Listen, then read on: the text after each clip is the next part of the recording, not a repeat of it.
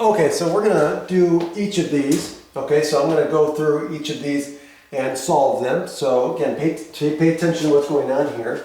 So it says sine alpha is 3/5 and alpha is in this range of angle, right? So it's between 0 and pi over 2 or 90 degrees. Cosine beta is equal to -5/13 and beta is between pi and 3 pi over 2 or between 180 to 270 degrees. So what does this mean? This is in the first quadrant, so they're telling you alpha is in the first quadrant and beta is in the third quadrant. Okay, that's basically what that's saying. Okay, so now sine of alpha, so let's do these. Let's just write all these out, right? So alpha, sine alpha, so this is going to be sine alpha cosine beta plus sine beta cosine alpha, right? What's cosine? Well, cosine is going to be what? It's going to be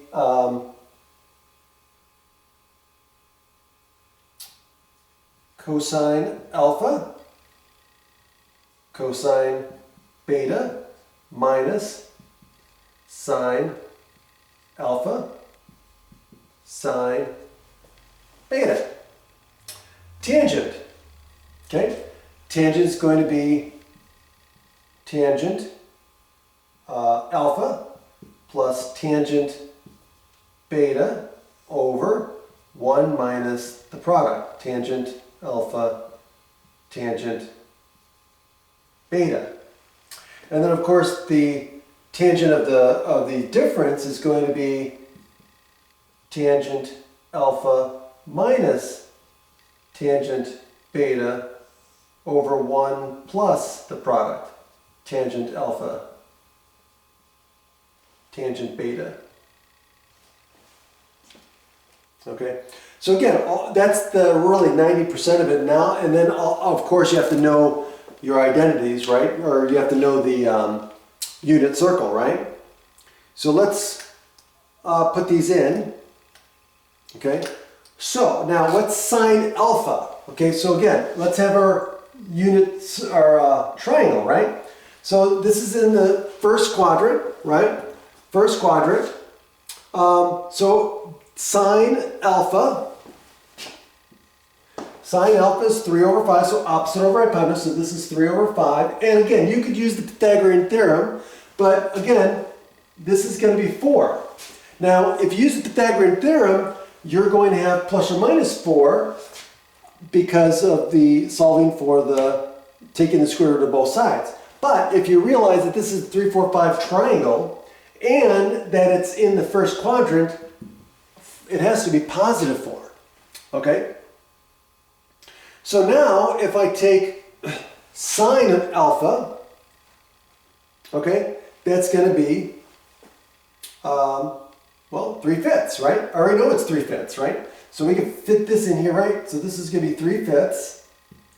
And cosine alpha, now cosine alpha here, right? Cosine alpha is 4/5. So we can put 4/5 here. Okay.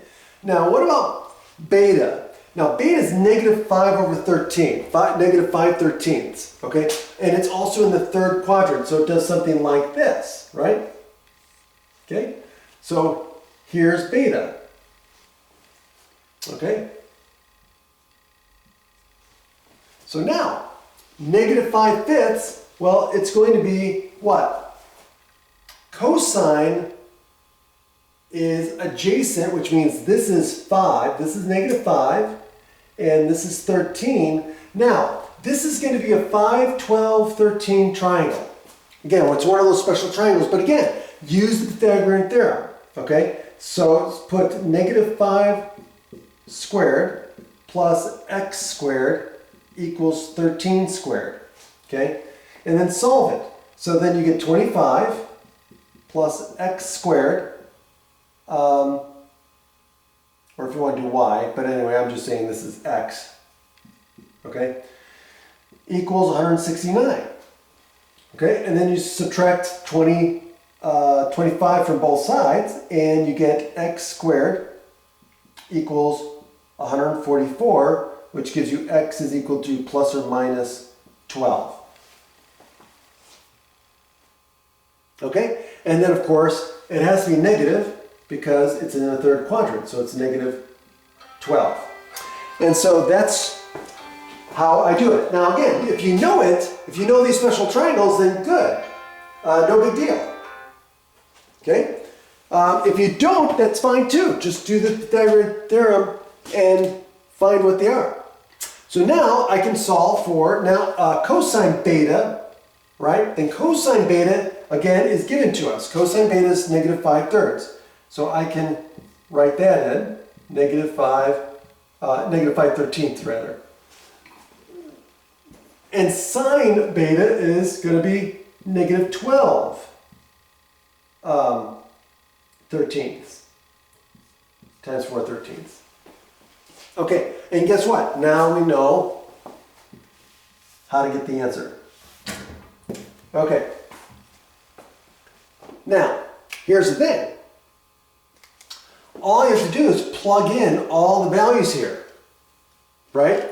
So if we do the first one, we end up getting negative 63/65. Okay, because you have to get a common denominator, you're going to get 65 on the bottom, right? So you're going to get a common denominator of 65 here and 65, right? So then all you do is just add, okay? And you're going to get negative 63/65. So let's see, this is negative 48, and this is negative 15. Yeah, that'll do it. So yeah, it'll give you negative 63/65. Okay. Now all you do, so this is going to give us negative 63/65. And now for the rest of these, all you do is the same thing. Now cosine alpha, right? Cosine alpha is 4/5. So now I'm just going to plug these in because I already know what they are. Cosine beta is negative 5/13 minus sine alpha is 3/5. And sine beta is negative 12/13. And if I put that in there, I get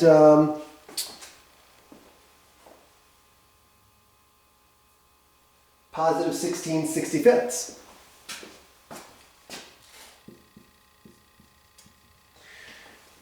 And then likewise here, now for the tangent one, tangent alpha, we don't know, but we can get it. So tangent alpha, what's tangent alpha? Tangent is opposite over adjacent, so this is going to be 3/4. So this is going to be 3/4 plus tangent beta, which is going to be 12/5. Right? And then this is going to be 1 minus the product of those two. So it's going to be 3/4 times 12/5.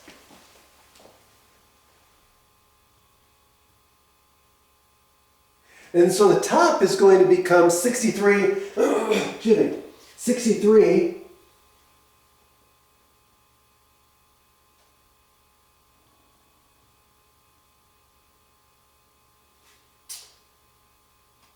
63/20ths,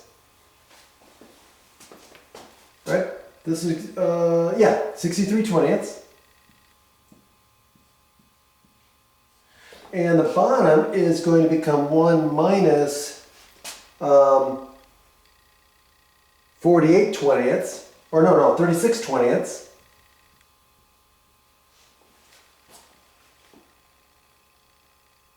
Which gives us, which ends up giving us negative 16/20ths on the bottom. So it's going to be 63/20 divided by negative 16/20, which gives us 63/16. Negative 63/16.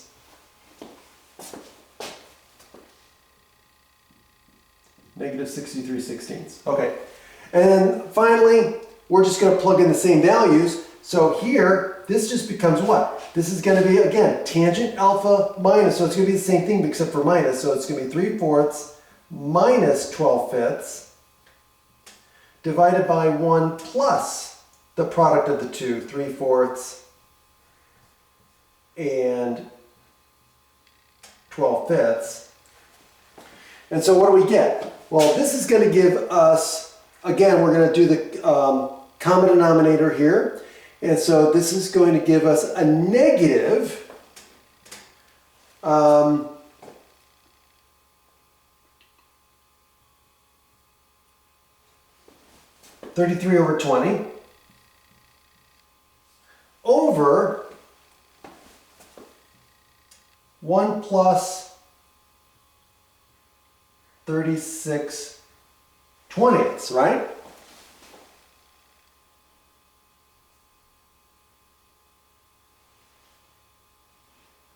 Which is going to give us 56/20 on the bottom because we did 20/20 here. This is going to give us 56. So we're going to end up with negative 33/20 divided by 56/20. And then the 20ths are going to cancel. The 20s are going to cancel and we're going to end up with negative 33/56. And that's the answer. And see how easy it is? So once you know the formulas and you're able to use the information to get the different pieces of the triangle, then it's just plug and chug. So just practice. Just make sure you practice. Take care.